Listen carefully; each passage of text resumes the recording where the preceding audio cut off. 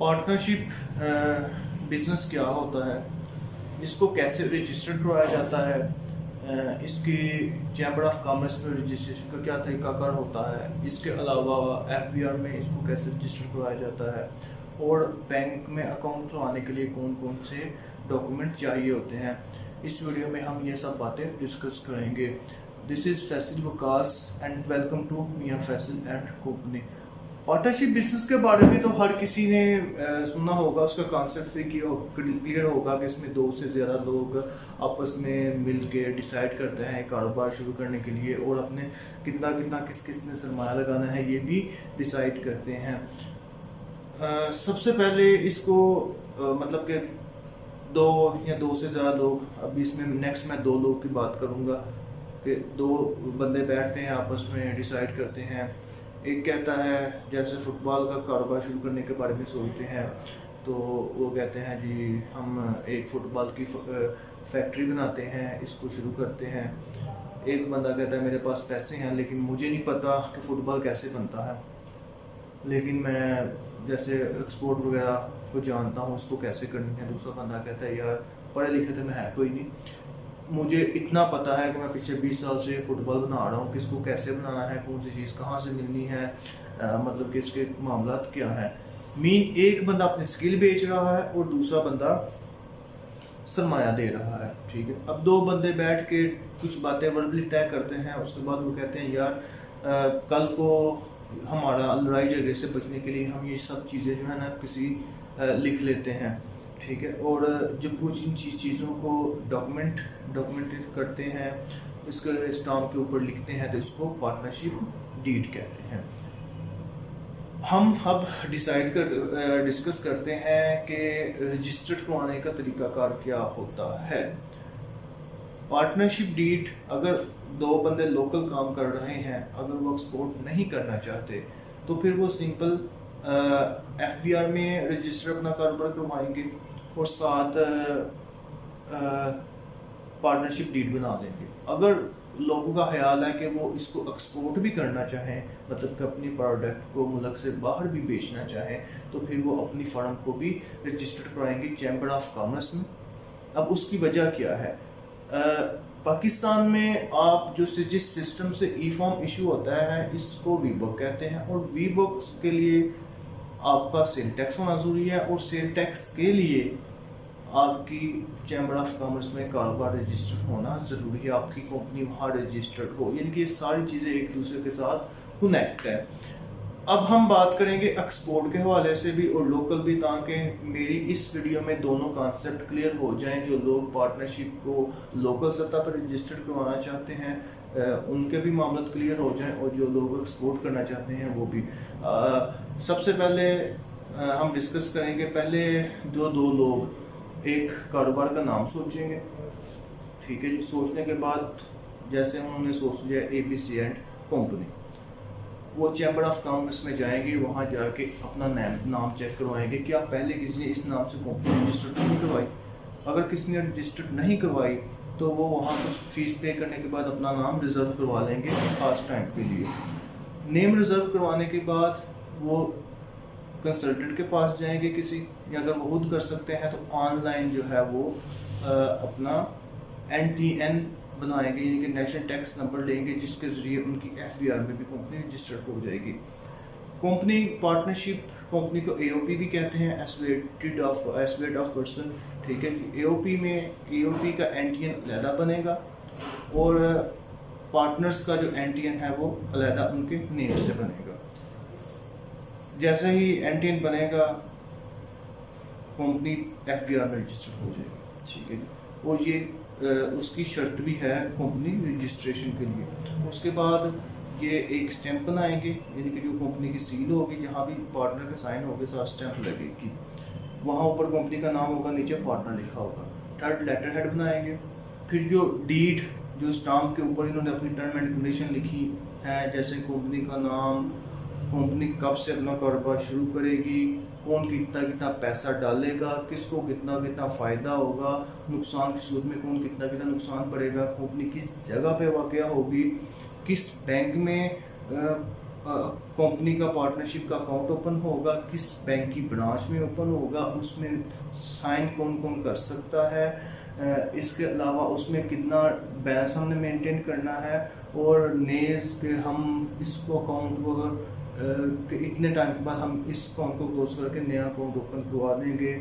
और दूसरी जो बिजनेस की टर्म एंड कंडीशन है वो भी पार्टनरशिप डीड में लिखी जाती हैं कि कितने कितने टाइम के बाद हम चेक कैश करवा सकेंगे, उसमें से अपना खर्चा कितना कितना लेंगे, पार्टनर को मंथली कितना देंगे, जो भी मतलब कि टर्म एंड कंडीशन हर बंदे की डिफरेंट होती है, वो उसमें लिख के पार्टनरशिप डीड में लिख के उसको रजिस्ट्रार के पास रजिस्टर करवा देगा। और रजिस्टर करने के बाद आपको पार्टनरशिप डीड रजिस्टर भी वापस कर देगा और साथ आपको उसका सर्टिफिकेट भी दे देगा।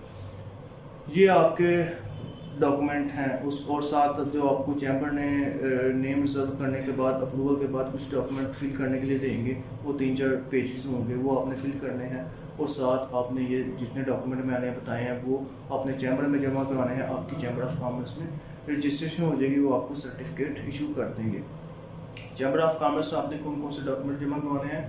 CNAC कॉपी ऑफ ऑल, यानी कि शनाख्ती कार्ड की कॉपी तमाम पार्टनर्स की, 2 हैं, 3 हैं, 4 हैं। उसके बाद नेम रिजर्वेशन फॉर्म प्लस जो चैम्बर ने आपको फॉर्म दिया हुआ है वो आपने सारा फिल करना है। 3rd स्टैम्प, जहाँ जहाँ साइन होना है सारा स्टैम्प लगनी है।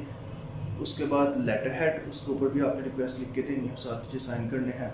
पार्टनरशिप डीड, उसके बाद रजिस्ट्रेशन सर्टिफिकेट और NTN की कापीज तमाम पार्टनर की प्लस AOP फर्म की। ये डॉक्यूमेंट्स टोटल चाहिए चैम्बर ऑफ कॉमर्स में रजिस्ट्रेशन करने के लिए। प्रोसेस में मैंने आपको स्टेप बाय स्टेप बता दिया है। उसके बाद आप ये सारे डॉक्यूमेंट जो अपने यहाँ तो आए हैं ये लेके जाएंगे बैंक में, बैंक अकाउंट ओपनिंग के लिए। बैंक अकाउंट ओपनिंग के लिए कौन कौन से डॉक्यूमेंट चाहिए?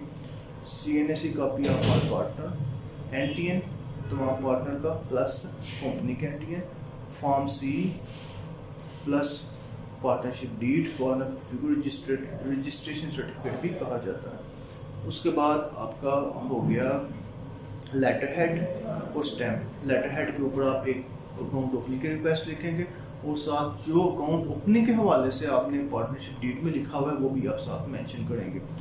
फिर अपने लेटर हेड के ऊपर आप जो पार्टनरशिप डीड में आपने लिखा हुआ है प्रॉफिट एंड लॉस शेयरिंग वो भी आप मेंशन करेंगे। इसके अलावा कौन सा पार्टनर की साइनिंग अथॉरिटी वो भी आप मेंशन करेंगे। ये डॉक्यूमेंट सारे, और साथ मोबाइल नंबर और ईमेल जो है ना वो आपकी रिक्वायर्ड होगी, ये आपने देने हैं सारे। मिक्स करने के बाद बैंक जो ऑफिसर है उसको चेक करने के बाद आपका अकाउंट प्रोसेस कर देगा और 4 से 5 दिन के बाद आपका पार्टनरशिप अकाउंट ओपन हो जाएगा।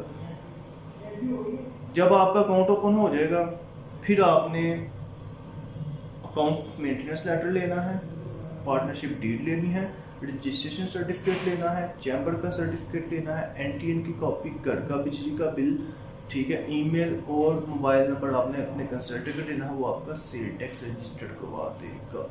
और अगर आपने सेल टैक्स में मैन्युफैक्चरर का स्टेटस लेना है तो फिर आपको कमर्शियल मीटर आपका होना चाहिए, ठीक है जी।